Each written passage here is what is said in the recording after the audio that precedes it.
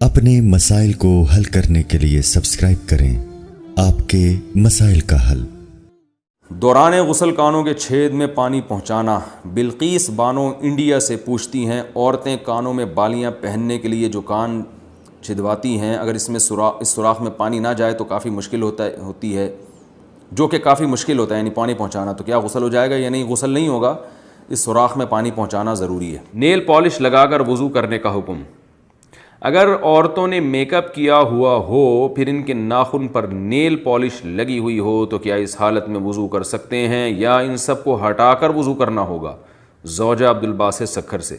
Nail polish جو normally آتی ہے اس میں پانی نہیں جاتا تو اس کو ہٹا کر وضو کرنا ہوگا۔ باقی میک اپ تو جہاں تک ہمیں معلومات ہیں اس میں پانی چلا جاتا ہے، لیکن اگر کوئی ایسا میک اپ ہے جس کی باقاعدہ تہہ جم رہی ہے اور اس پہ پانی نہیں جا رہا، اور اس کا طریقہ میں بتاتے رہتا ہوں کہ کاغذ پہ اس کو لگائیں اور دیکھیں اس کے اندر پانی کا ٹپکا گرا کے پانی اس میں جذب ہوتا ہے کہ نہیں ہوتا۔ اگر ہو رہا ہے تو اس کا مطلب وضو ہو جائے گا، نہیں ہو رہا تو اس کا مطلب کہ چہرے پر بھی جب یہ میک اپ لگا ہوگا تو پانی اس میں نہیں جا رہا، ایسی صورت میں وضو نہیں ہوگا، غسل نہیں ہوگا۔ نیل پالش کا کچھ حصہ رہ گیا تو نماز اور غسل کا حکم۔ بنت عبد المنعم کراچی سے، کیا اگر کسی حائضہ عورت نے نیل پالش لگائی اور پاک ہونے کے بعد یا ایک دو دن کے بعد دیکھا کہ نیل پالش کا کچھ حصہ باقی رہ گیا ہے تو کیا نمازیں اور غسل دہرانا ہوگا اور روزے کا کیا حکم ہے؟ جی ہاں، دہرانا ہوگا، کیونکہ اتنا سا بھی اگر ایک بال کے برابر بھی جگہ خشک رہ جائے تو نہ وضو ہوتا ہے اور نہ غسل ہوتا ہے۔ غسل کے وقت کان کی بالیاں اتارنا ضروری ہے کیا؟ حیض کی حالت میں کانوں میں جو بالیاں پہنی جاتی ہیں یا ناک میں پہنا جاتا ہے، کیا غسل کرتے وقت اس کو دھونا لازمی ہے؟ بنت عنایت ڈیرہ اسماعیل خان۔ جی ہاں، دھونا لازمی ہے۔ اگر ہلانے سے پانی اندر پہنچ جاتا ہے تو نکالنا ضروری نہیں ہے۔ اگر ہلائے بغیر، یعنی وہ جو ناک میں ہے یا کان میں بالی ہے اس کو نکالے بغیر سوراخ میں پانی نہیں پہنچتا تو پھر اس کو دھونا لازم ہے، یعنی اس کو کھولنا اور پانی پہنچانا لازم ہے۔ اس میں وہمی نہ بنے، تھوڑا سا بھی یوں کریں تو پانی پہنچ جاتا ہے آرام سے۔ اس کو ہلا لیں اچھی طریقے سے، بالی کو، کانوں میں جو خواتین کے بالیاں ہوتی ہیں پانی کا چھینٹا ڈال کے نا اچھی طرح سے بالی کو ہلا لیا جائے اور پانی پھینکا جائے تو پانی پہنچ جاتا ہے۔ غسل کا صحیح طریقہ کیا ہے؟ بنت یوسف۔ غسل میں پہلے ہاتھ دھوئیں، پھر کلی کریں، پھر ناک میں پانی ڈالیں، پھر تمام بدن پر پانی ڈالیں۔ کیا یہ طریقہ صحیح ہے یا یہ صحیح ہے کہ پہلے ہاتھ دھوئیں پھر کلی کریں وغیرہ وغیرہ وغیرہ؟ میں صحیح طریقہ بتا دیتا ہوں، کیونکہ غلط طریقہ انہوں نے کچھ غلط اور صحیح طریقے مکس کر کے لکھے ہوئے ہیں۔ تو صحیح طریقہ یہ ہے کہ سب سے پہلے آپ اپنے ہاتھ دھوئیں، اس کے بعد جہاں گندگی یا نجاست لگی ہے وہ گندگی اور نجاست اچھی طرح دھوئیں اور استنجا کریں۔ اس کے بعد آپ مکمل وضو کریں جیسے ہم پراپر وضو کرتے ہیں، اور پھر اس کے بعد آپ پورے جسم پہ پانی ڈالیں۔ یہ طریقہ ہے وضو کا، غسل کا۔ لیکن اگر آپ نے یہ طریقہ اختیار نہیں کیا اور ویسے ہی پورے جسم پہ پانی ڈال کے بہا دیا تو بھی غسل ہو جائے گا اور وضو بھی خود بخود ہو جائے گا اس میں، لیکن سنت طریقہ وہی ہے جو میں نے آپ کو بتایا۔ پاکی کے بعد دوبارہ خون آنا۔ انڈیا سے کسی نے پوچھا ہے کہ جی اگر حیض کے دنوں میں اچھی طرح خون نہ آئے اور پاکی حاصل کرنے کے بعد پھر دوبارہ خون شروع ہو جائے تو نماز کا کیا حکم ہے؟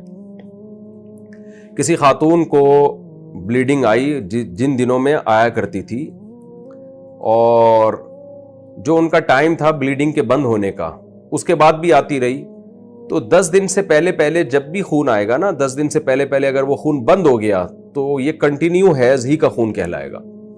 میں اس کو مثال سے سمجھاتا ہوں۔ دیکھیں، کسی خاتون کی عادت ہے 5 تاریخ سے لے کے ان کو 10 تاریخ تک خون آتا ہے، اگلے مہینے 5 تاریخ کو خون شروع ہوا، 10 تاریخ کے بعد بھی کنٹینیو رہا، 11 تاریخ کو آیا، 12 تاریخ کو آیا، تو یہ کنٹینیو حیض ہی ہے۔ اب اگر 15 تاریخ سے پہلے بند ہو گیا تو اس کا مطلب 10 دن سے پہلے بند ہو گیا، تو جتنے دن میں بند ہوا وہ سارے دن حیض ہی کے کہلائیں گے۔ 7 دن میں بند ہوا تو 7 دن حیض کے۔ اگلے مہینے یہ سمجھا جائے گا بھئی اس خاتون کی عادت چینج ہو گئی، اب 7 دن حیض کے ہو گئے۔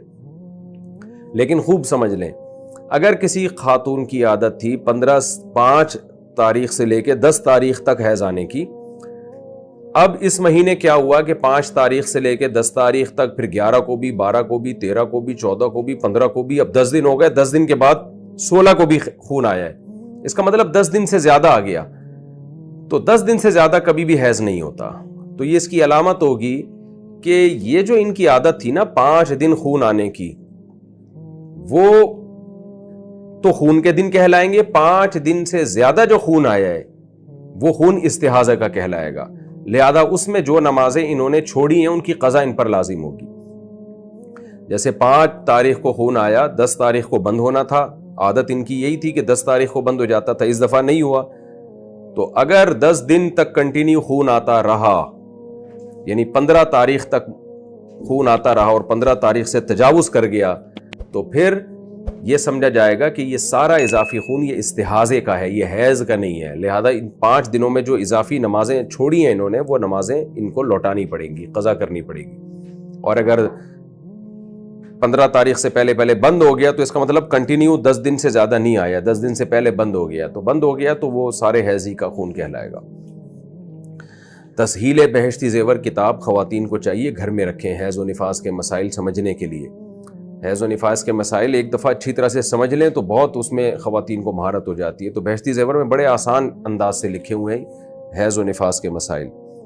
آج کل شرعی مسائل کی طرف لڑکیوں کی توجہ ہی نہیں ہے. ڈاکٹر بن رہی ہیں، انجینئر بن رہی ہیں، طہارت کے حکام اسلام تو آپ کو طہارت کے حکام بھی بتاتا ہے نا. تو آپ کو میڈیکل کالج میں تھوڑی بتائی جائیں گے یہ حیض و نفاس کے شرعی حکام کیا ہیں. تو یہ تو میڈیکل سائنس کا ٹاپک ہی نہیں ہے، نہ یہ آپ کو فزکس کیمسٹری میں یہ چیزیں سکھائی جائیں گی. یہ چیز شرعی حکام ہے. نماز کا طریقہ کیا ہے، غسل کا طریقہ کیا ہے، یہ ڈاکٹر تھوڑی بتائیں گے آپ کو.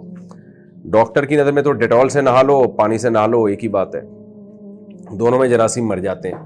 لیکن اسلام یہ کہتا ہے آپ کو پانی سے نہانا پڑے گا، غسل پانی سے کرنا پڑے گا آپ کو. تو اس لیے حیض و نفاس کے مسائل خواتین سیکھیں. دینی تعلیم اتنی حاصل کرنا فرض ہے جس کا آپ کے روزمرہ کے شرعی مسائل سے تعلق ہے. طلب العلم فریضۃ علی کل مسلم و مسلمہ. نبی نے فرمایا کہ ہر مسلمان مرد اور عورت پر علم کا سیکھنا فرض ہے. تو اس کی تفسیر میں تشریح میں علماء کہتے ہیں آپ کو جن مسائل کی روزمرہ ضرورت پیش آتی ہے چاہے مرد ہو یا عورت، تو وہ علم آپ پر سیکھنا فرض ہے. تو حیض و نفاس تو خواتین کو واسطہ پڑتا ہے اس سے، تو لہذا ان پر لازم ہے کہ وہ یہ مسائل سیکھیں. اور بہشتی زیور رکھ لیں، تسہیل بہشتی زیور، جامع ترشید نے بہشتی زیور کو آسان کر کے چھاپا ہے، وہ کتاب رکھ لیں. پھر کوئی بات سمجھ میں نہ آئے تو پھر علماء سے رجوع کریں. لیکیوریا میں ہر بار کپڑا پاک کرنا ہوگا. میں نے لیکیوریا کے بارے میں آپ کی ویڈیو دیکھی تھی جس میں آپ نے بتایا تھا کہ ہر نماز سے پہلے پاکی حاصل کرنی چاہیے. تو اگر شلوار پر ناپاکی لگ گئی ہے تو کیا ہر دفعہ نماز سے پہلے اسے بدلنا یا دھونا ضروری ہوگا یا کیا حکم ہوگا؟ مریم صاحبہ کراچی سے. دیکھیں لیکیوریا میں اگر اتنی تھوڑی سی 1-2 قطرے شلوار پہ لگے ہیں، 1-2 قطرے، تو وہ تو اس کو تو دھونا ضروری نہیں ہے. کم سے کم 1 درہم کے بقدر، یعنی ہتھیلی کی جو گہرائی ہے نا اس کے بقدر اگر نجاست پھیل گئی ہے تو پھر اس کو دھونا لازم ہے. تو اندازے سے شلوار کو یا کوئی بھی جو بھی چیز پہنی ہوئی ہے اس کو اندازے سے آپ کا غالب گمان لگائیں کہ یار کہاں گندگی لگی ہوگی، تو وہ پلو پکڑ کے نلکے کے نیچے اتنا دھو کے رگڑ دیا جائے. تو بس پھر وہم نہ کیا جائے. یعنی یہ ضروری نہیں ہے، اگر جیسے شلوار پہ نجاست لگی، جب آپ نے دھونے کے لیے گئے اس کو واش روم میں تو پتہ نہیں چل رہا کہاں لگی ہے، تو اندازے سے بھی دھو لیں گے کپڑا پاک ہو جائے گا. اسپیسیفک وہ جگہ ضروری نہیں ہے اگر آپ کو یاد نہیں ہے وہ. تو ایک غالب گمان، ایک اندازہ لگائیں کہ یہاں شلوار میں ناپاکی لگی ہوگی. اس کے بعد اس کو آپ نے تھوڑا سا پانی سے ایسے کر کے نلکا پہ پانی بہایا اور تھوڑا رگڑ کے نچوڑ دیا، تو بہانے سے پانی جو ہے وہ پاک ہو جاتا ہے، کپڑا پاک ہو جاتا ہے پانی بہانے سے.